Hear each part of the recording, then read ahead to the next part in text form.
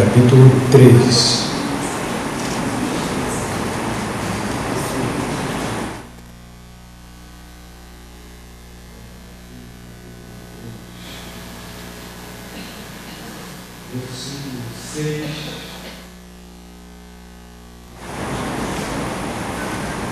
Depois nós vamos ler o versículo 12, depois do final do capítulo que eu vou indicar, tá? Agora versículos 6 e versículo 12. Para e mede a terra, olha e sacode as nações, e os montes perpétuos se espalharão, e os outeiros eternos se abaterão, assim ao seu andar desde a eternidade. Versículo 12. Com indignação marchas pela terra, com ira trilhas as nações. Agora versículos 16 até o fim do capítulo. Versículo 16 até o final. Ouvindo eu, meu ventre se comove ao seu ruído, tremem os meus lábios, entra podridão nos meus ossos, vacilam os meus passos em silêncio, pois aguardarei o dia da angústia que há de vir sobre o povo que nos oprime. Ainda que a figueira não floresça, nem haja fruto nas vides, ainda que fale o produto da oliveira, e os campos não produzam mantimento, ainda que o rebanho seja exterminado da malhada, e nos currais não haja gado, todavia eu me alegrarei no Senhor, exultarei no Deus da minha salvação. O Senhor Deus é a minha força, Ele fará os meus pés como os da corça, e me fará andar sobre os meus lugares altos. E esse texto, então, foi endereçado ao regente da música para instrumentos de cordas. Interessante que a Bíblia preservou tudo. Este é um cântico do profeta Abacuque. E ele endereçou ao regente do templo, até mesmo sugerindo qual arranjo deveria ser feito. Os instrumentos deveriam ser instrumentos de corda, por isso que tem esse finzinho aqui. Meus irmãos, chama muito a atenção o fato que o profeta Abacuque, ele está anunciando não coisas boas, ele está anunciando tempos difíceis que viriam para o seu povo, para o povo de Judá. Tempos difíceis, tempos de muita escassez, de muita dificuldade, por causa dos babilônios que viriam, invadiriam Judá, sitiariam Jerusalém.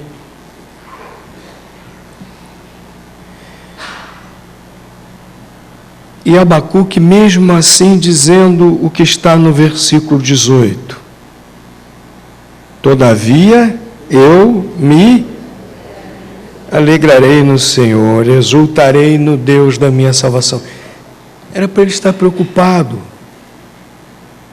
Era para ele estar apavorado, sabendo tudo que viria, tudo que aconteceria, por causa da rebeldia, por causa do pecado do povo, por causa da falta de arrependimento do povo. Senhor, vai acontecer tudo isso? O que será de mim? Não.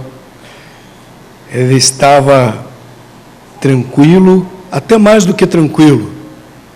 Ele estava alegre, apesar de tudo de ruim que ele sabia que viria. Essa é a verdadeira alegria. Essa é a verdadeira alegria. E, meus queridos, nós estamos vivendo tempos difíceis também. Talvez não se comparem com o que Abacuque iria passar, o que Abacuque iria atravessar. Mas nós sabemos como os tempos são difíceis, incertos.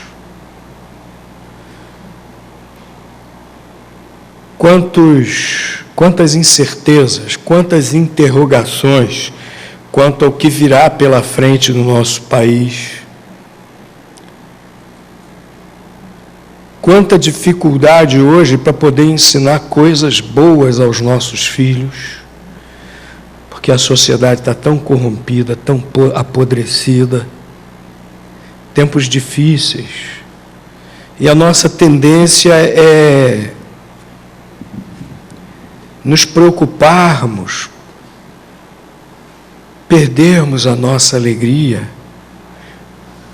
Aliás, há pessoas que não encontraram ainda a alegria para perder. E olha, quando se trata então daqueles momentos particulares que cada pessoa atravessa na vida, as dificuldades que são inerentes à vida, doença, desemprego, morte na família, tanta coisa. Na verdade, nós temos que passar na nossa vida aqui. Como é possível ainda ter alegria? Mas Abacuque estava alegre, apesar de tudo que ele sabia que vinha pela frente. Ele não estava desesperado, ele estava alegre. Por quê? Vamos ver aqui por que ele estava alegre. Primeiro, ele tinha convicção que Deus estava no controle de tudo. Apesar de tudo de ruim que ele sabia que viria, apesar de tudo que ruim que ele sabia que aconteceria, ele sabia que Deus estava no controle. Ele expressa isso no versículo 6. Deus manda medir a terra, sacudir as nações. No Velho Testamento, sempre que fala em medir alguém ou medir algum povo, se refere ao juízo de Deus. Medir as nações, por exemplo, né? Mede a terra, medir a terra e sacudir as nações. O que significa isso? Que Deus trará todas as nações a juízo. Ele está medindo todas as nações. O juízo dele é justo. Ninguém escapa do justo juízo de Deus. Ele está no controle de tudo. Tudo aquilo que aconteceria com o povo de Abacuque, tudo aquilo que aconteceria com as outras nações, Abacuque sabia que se tratava do juízo de Deus, do julgamento de Deus sobre os povos que não queriam se arrepender de seus pecados, inclusive o próprio povo de Judá, o próprio povo de Abacuque. Também ele expressa isso no outro versículo que nós lemos, que foi o versículo 12, que diz que Deus está marchando pela terra com indignação e trilhando as nações, sacudindo as nações para separar a palha do trigo, trilhando as nações. Abacuque tinha plena convicção que tudo o que aconteceria, a invasão de Israel pelos babilônios, depois a destruição que viria daquele povo tão poderoso que invadiria Israel, os babilônios, invadiria Judá, tudo aquilo que aconteceria com as nações ali ao redor de Judá. Ele tinha plena convicção que era Deus no controle da história, fazendo o que era necessário fazer, o que era justo fazer. Então ele tinha essa plena convicção de que Deus está dirigindo a história. A Bíblia toda, ela possui vários textos que afirmam que Deus está dirigindo a história. O ser humano pensa que é muito senhor de si. O ser humano, nesse universo, é uma criaturinha muito vaidosa. Se acha. E o ser humano pensa que faz e acontece. Esses poderosos que dirigem as nações, o Putin foi eleito pela revista Forbes, o homem mais poderoso do mundo.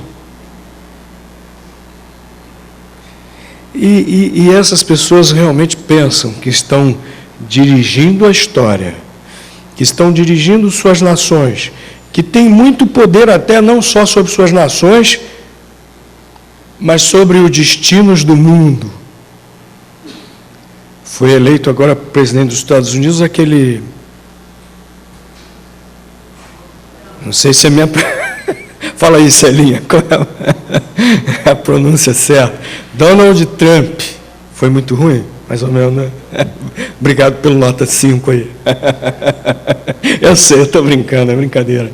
O mais ou menos na média, eu estou brincando. Mas ele foi eleito presidente dos Estados Unidos, está dizendo que vai fazer acontecer no cenário mundial. E às vezes nós começamos a tremer diante do poder que esses homens têm nas mãos, achando que eles realmente são quem de fato dirige a história, mas não são eles, é Deus. Deus está levando a história para o ponto que Ele quer.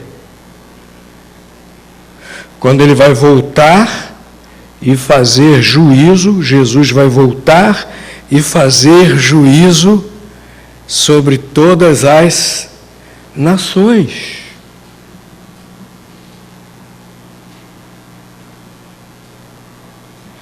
Todas as nações, todos os seres humanos. Ele está no controle da história. O livro do Apocalipse fala de muitas coisas realmente que vão acontecer quando Jesus estiver para voltar. Mas lá no livro do Apocalipse também diz que Deus marcou nas frontes, nas testas, todos aqueles que são seus. Ele está dirigindo a história. E Ele conhece os que são seus. Nós servimos a esse Deus que dirige a história. E nós devemos nos alegrar. Mas Abacuque também se alegrava, apesar de tudo aquilo que ele sabia que viria, ele se alegrava na salvação de Deus. Ele se sentia seguro com essa certeza da salvação que Deus lhe dava. Vejam aí o versículo 13. Ele diz, olha, tu sais para socorro do teu povo. Ele não está falando de todo o povo de Judá. Ele está se referindo ao povo dele, àqueles que são fiéis a Deus. Porque na frase seguinte ele diz, para salvamento dos teus ungidos. O povo de Judá achava que todos eles eram um povo de Deus. Mas não era bem assim, não. Abacuque estava dizendo que o povo de Deus era somente os que eram os ungidos de Deus. Aqueles que Deus ungiu, aqueles que Deus separou, porque Deus os conhecia, porque Deus sabia que eram fiéis a Ele. Então, Abacuque estava tranquilo, porque sabia que Deus havia preparado socorro para ele e para todos os outros que lhe eram fiéis. Deus não desampara aqueles que são seus. Nós passamos problemas, nós passamos aflições. Todos passam problemas, aflições de todo tipo, em várias medidas, em várias intensidades, mas Deus não nos desampara. Abacuque diz que Deus preparou socorro. E no versículo 18, Abacuque também fala dessa sua confiança. Ele diz que se alegraria e exultaria no Deus da sua salvação. E aqui, quando ele fala em salvação, ele não estava falando só dessa questão do socorro, ele não estava falando só dessa questão de Deus preservá-lo de todas essas calamidades, de todas essas destruições que viriam. Não, não era só a isso que ele estava se referindo, não.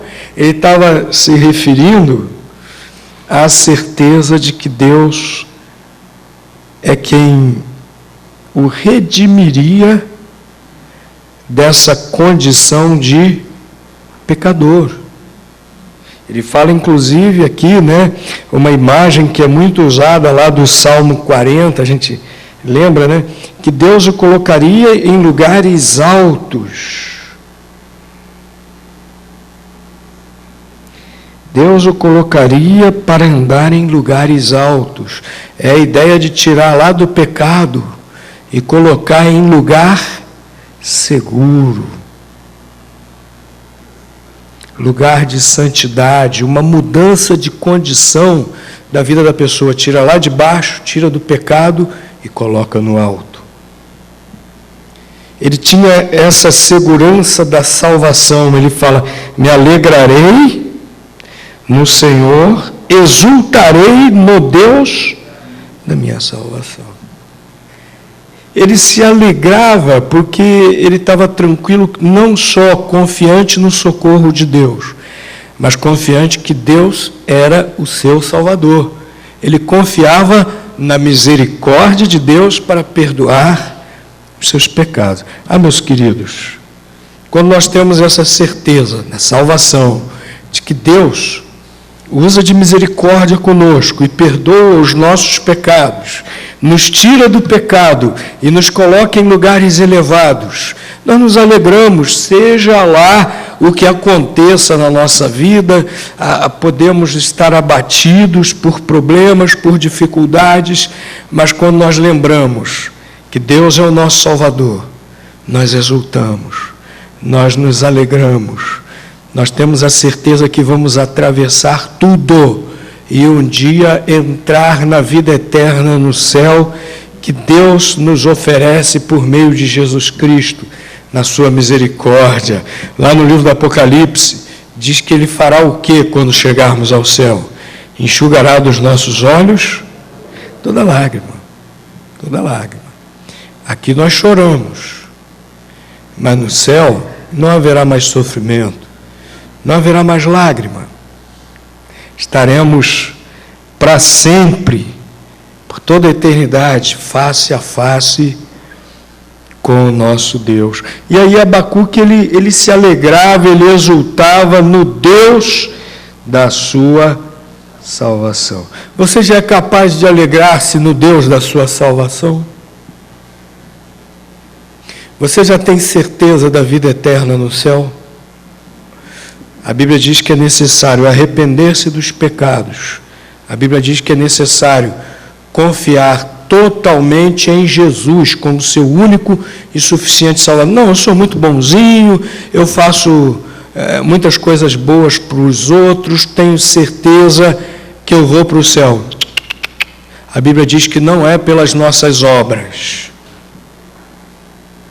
A Bíblia chega a dizer lá, o profeta Isaías, que as nossas obras, que nós pensamos que nos acrescentam méritos, o profeta Isaías chega a dizer que diante de Deus são como trapos imundos, como aqueles que os leprosos se envolviam. Panos bem limpinhos, mas que envolviam feridas terríveis. São os panos bem branquinhos das boas obras, mas tentando envolver as chagas terríveis do pecado. Então a palavra de Deus diz claramente, lá em Efésios, capítulo 2, versículos 8 a 10, que por meio das obras ninguém se salvará. Dois pratos da mesma balança, de um lado nossos pecados, do outro lado nossas obras. O lado dos pecados está sempre mais pesado. Nós estamos sempre em déficit, em falta com Deus. Somente a misericórdia de Deus pode perdoar os nossos pecados. A misericórdia de Deus, Deus em sua misericórdia providenciou o sacrifício de Jesus na cruz para quitar esse débito com Deus. Ele sofreu o castigo que era nosso. Só quando nós confiamos totalmente no perdão de Jesus, só quando nós nos arrependemos sinceramente dos nossos pecados, só quando nós realmente entregamos nossa vida a Jesus, convidamos Jesus a entrar no nosso coração, é que nós podemos ter essa certeza de salvação e podemos nos alegrar e exultar em Deus, nosso Salvador. Você já pode exultar nisso? Você já pode se alegrar nisso? Teve outro dia desse, algum tempo atrás, um irmão nosso falou assim: cultos de oração na quarta-feira, a gente sempre começa com uma oração de gratidão a Deus. Cada irmão tem uma oportunidade de falar das bênçãos que ele está agradecido, depois a gente ora só agradecendo a Deus. Aí teve um irmão que numa dessas quartas-feiras falou assim: pastor, eu quero agradecer a Deus porque eu estou no lucro. Porque eu quero agradecer a Deus porque eu sou salvo em Jesus Cristo. Então pode acontecer o que for nessa vida, mas eu estou salvo por Jesus Cristo. Eu estou no lucro. Expressão que esse irmão usou. É isso aí. Como Abacuque, aquele irmão estava exultando em Deus, seu Salvador. E haja o que houver, meus irmãos, Ele é o nosso Salvador, não só o nosso socorro, mas é Ele também que nos dá a salvação eterna.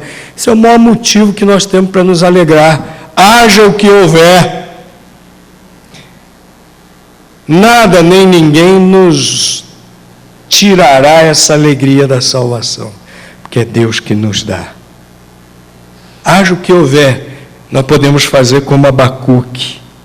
Ele está dizendo, olha, mesmo que falte tudo,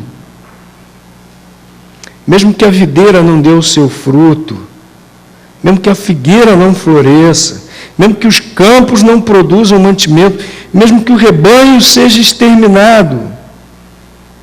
Ou seja, ele está dizendo, mesmo que eu não tenha nada para comer,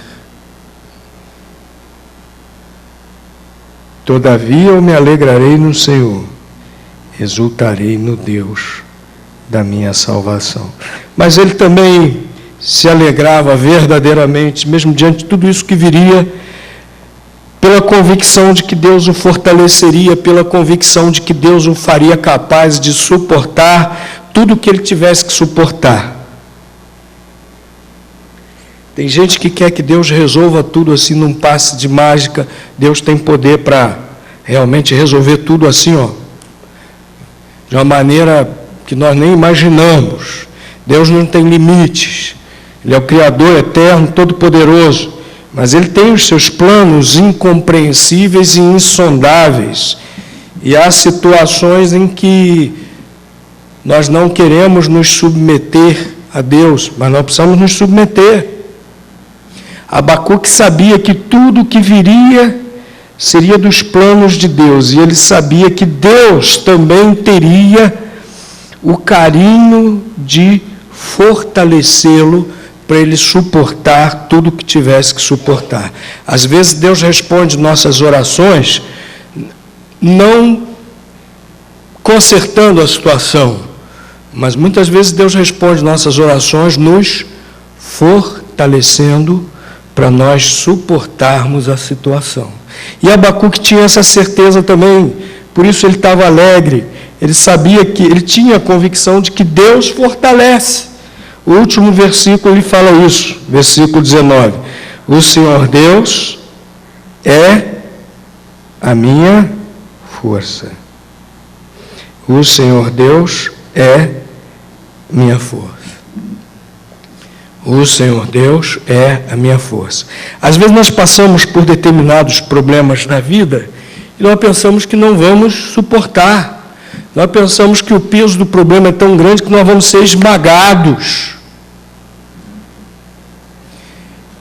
E depois de algum tempo, nós ficamos até surpresos. Passou. E eu estou aqui. Como é que eu consegui suportar tudo isso? E aí nós agradecemos a Deus, porque nós percebemos que Deus nos fortaleceu, que nós fomos capazes de suportar o insuportável, porque Deus nos fortaleceu.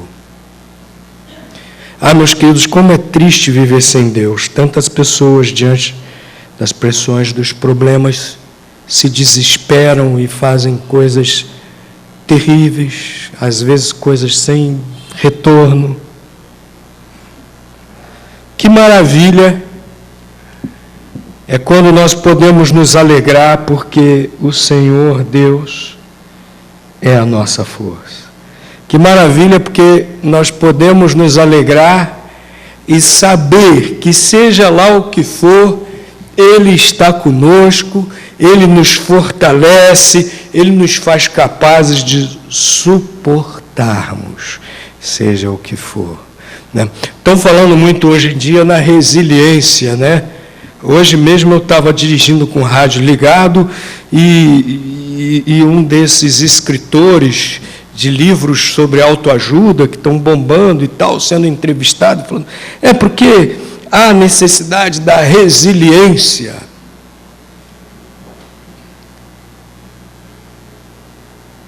Mas a nossa resiliência tem limite. E quando chegamos ao limite, só mesmo a força de Deus, para que nós continuemos vivendo, para que nós continuemos em frente, haja o que houver. O Senhor Deus é a minha força. Por isso Abacuque estava alegre, ele tinha essa convicção, que mesmo que viesse o que fosse, tudo aquilo que Deus falou que viria, ele sabia que Deus o fortaleceria e por isso estava alegre. Alegramos-nos, meus irmãos, Deus está no controle, Ele dirige a história. Alegramos-nos, meus irmãos, pela convicção da salvação que Deus nos dá. Alegremos-nos com essa certeza, com essa convicção que Deus nos fortalece. O hino que nós vamos cantar agora não foi escrito por alguém que imaginou uma situação. Ele viveu a situação. Horácio Spafford, em 1873, no ano de 1873, ele perdeu as 4 filhas num naufrágio. Imagine a situação de um pai assim. Mas ele conseguiu seguir em frente. Mais do que isso, ele continua experimentando essa alegria que só Deus pode nos dar. E escreveu esse hino: sou feliz com Jesus, meu Senhor. Convido a congregação a ficar de pé. Vamos cantar esse hino com essa plena alegria.